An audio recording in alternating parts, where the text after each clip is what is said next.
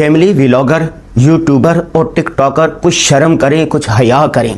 ان لوگوں نے دین اسلام کو، دینی احکامات کو، عبادات کو، نکاح کو، طلاق کو، شادی کو کھلواڑ بنا کے رکھ دیا ہے۔ یوٹیوبر آپس میں شادی کر رہے ہوتے ہیں، دوسرے دن طلاق دے رہے ہوتے ہیں، پھر اس کا ڈھنڈورا پیٹ رہے ہوتے ہیں اور پھر عدالت میں چلے جاتے ہیں، وہاں لڑائی جھگڑے ہوتے ہیں اور پھر سوشل میڈیا پر آ کر ایک دوسرے پر الزامات لگاتے ہیں، گند اچھالتے ہیں اور پوری قوم کو ایک ہیجان میں مبتلا کر دیتے ہیں۔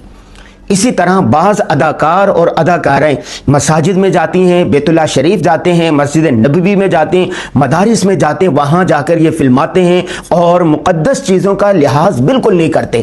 درگاہوں پر جاتے ہیں، قبروں پر جاتے ہیں۔ یہ چیزیں، قبروں پر انسان جاتا ہے عبرت حاصل کرنے کے لیے، مسجد میں جاتا ہے، خانقاہوں میں جاتا ہے عبادات کے لیے، اللہ کے ساتھ تعلق جوڑنے کے لیے۔ لیکن یہ جو نکاح کرتا ہے اپنے ایک عبادت سمجھ کر، میاں بیوی ایک خاندان بن جاتا ہے، وہاں سے اس کی نسل چلتی ہے اور حرام سے بچ جاتا ہے اور حلال طریقے سے اپنی جنسی ضروریات پوری کرتا ہے۔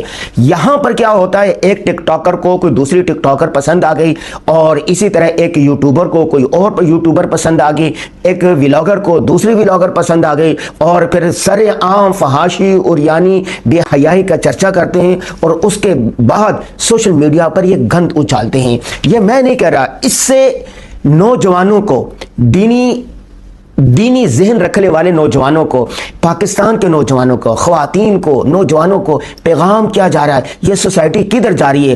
اس کا نتیجہ یہ نکلا ہے کہ پاکستان ان ممالک میں شامل ہو گیا ہے جہاں پر خاندان ٹوٹنے کی شرح سب سے زیادہ ہو چکی ہے، طلاقیں سب سے زیادہ ہو چکی ہیں، ہزاروں کی تعداد میں نہیں لاکھوں کی تعداد میں یہ طلاقیں ہو چکی ہیں۔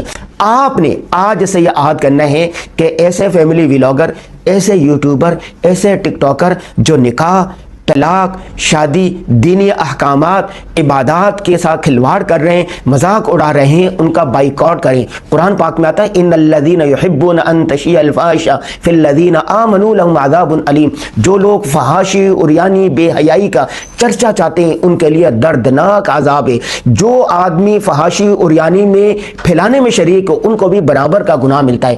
حدیث پاک میں آتا ہے من سن سنتا حسنۃ فعمل بها فلہ اجر مثل عاملہ۔ کوئی نیک راستہ اختیار کرتا ہے، نیک طریقہ ایجاد کرتا ہے، بعد میں اس پر جتنے عمل کرنے والے ہوتے ہیں ان کو ثواب ملتا ہے۔ اگر کوئی برا طریقہ ایجاد کرتا ہے، بری رسم ایجاد کرتا ہے، بعد میں جتنے نوجوان طلبہ طالبات نئی جنریشن عمل کرے گی ان سب کا گناہ ان کو ملے گا۔ یہ جتنے یوٹیوبر ہیں، جتنے ولاگر ہیں، جتنے ٹک ٹاکر ہیں، یہ مرنے کے بعد اپنے لیے گناہ سیئہ، عمل سیئہ جاری کر کے جا رہے ہیں۔ ان کو اللہ رسول کی حیا کرنی چاہیے، شرم کرنی چاہیے۔